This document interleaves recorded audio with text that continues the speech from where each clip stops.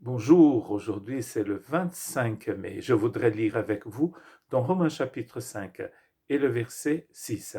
Car lorsque nous étions encore sans force, Christ au temps marqué est mort pour des impies.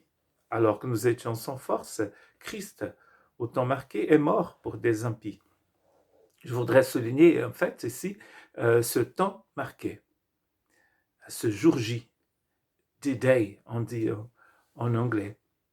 Ce jour du débarquement, mais pas du débarquement des Alliés en Normandie, mais du débarquement de la grâce du Seigneur euh, sur cette planète. Paul appelle cela le jour J, c'est-à-dire le temps marqué par Dieu.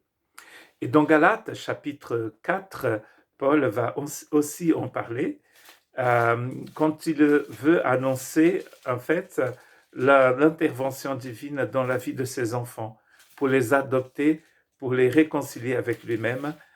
Il y a aussi un jour J là. Et c'est donc dans Galates 4.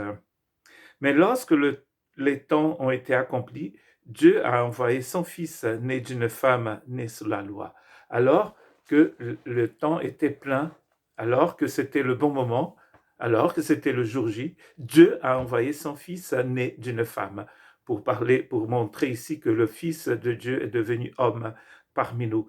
Et dans Galates 4, il va donc parler de ce désir d'adoption que Dieu a pour ses enfants.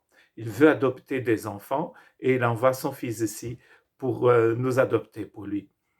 Euh, c'est très intéressant dans Romains 5 de voir que cette adoption, cette réconciliation, ce salut, il n'est pas seulement présent, mais il est aussi futur.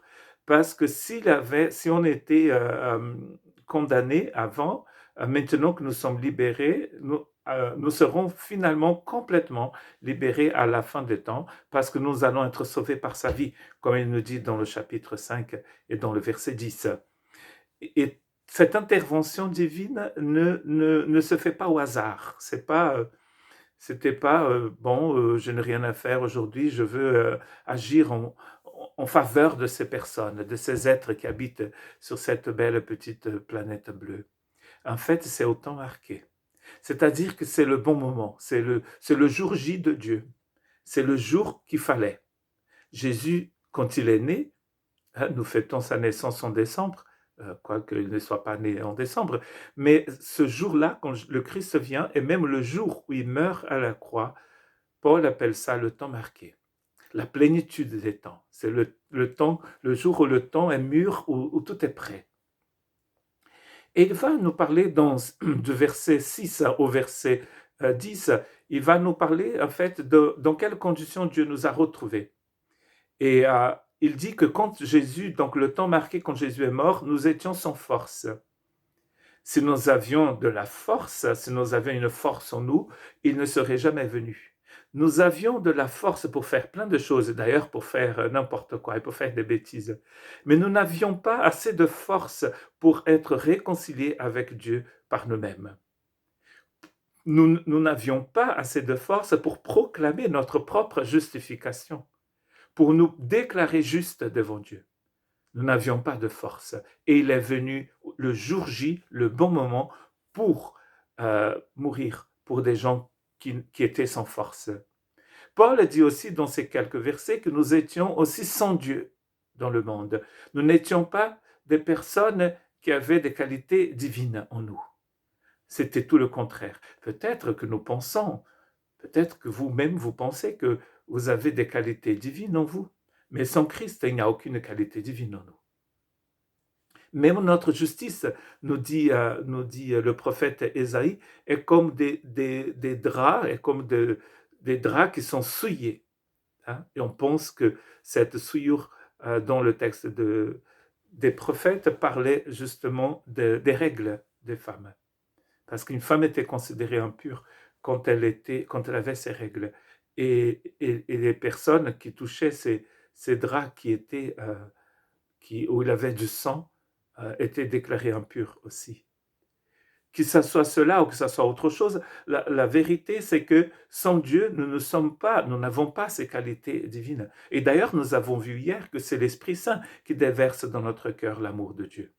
Donc ça veut dire que si l'Esprit Saint déverse dans notre cœur l'amour de Dieu, c'est qu'avant ce jour-là, nous n'avions pas l'amour de Dieu en nous. Nous avions peut-être d'autres qualités, mais pas ces qualités éternelles de Dieu. Nous étions sans Dieu. Nous n'étions pas justement, devant Dieu, justement. Nous n'étions pas justes devant Dieu. C'est comme cela qu'il est venu nous rencontrer le jour J. Nous étions des pécheurs, mais cela il a déjà démontré dans les chapitres qui précèdent ce chapitre 5. Et finalement, il nous dit dans ces quelques versets que nous étions aussi des ennemis de Dieu. Il a commencé d'ailleurs le chapitre 5 en disant que nous avons la paix. Nous avons la paix parce qu'avant nous étions en guerre, en conflit. Il n'y avait pas de paix entre nous et Dieu. Mais maintenant, nous avons la paix avec Dieu. Donc le jour J, Dieu est venu sur terre, Dieu est venu vers moi, est venu vers nous quand nous étions complètement sans force, quand nous n'étions pas du tout du côté de Dieu, quand nous n'étions pas justes, quand nous étions des pécheurs et comme nous étions ses ennemis. Il est venu faire la paix avec nous. Nous avons été donc réconciliés avec lui. Et il nous dit que jusqu'au bout, il va nous sauver par sa vie. Nous sommes sauvés de la colère divine, mais le jour où la colère de Dieu va se manifester dans le jugement dernier, nous serons aussi sauvés par sa vie. Donc vous voyez, le salut, c'est un processus que Dieu a mis en place avec sa venue ici.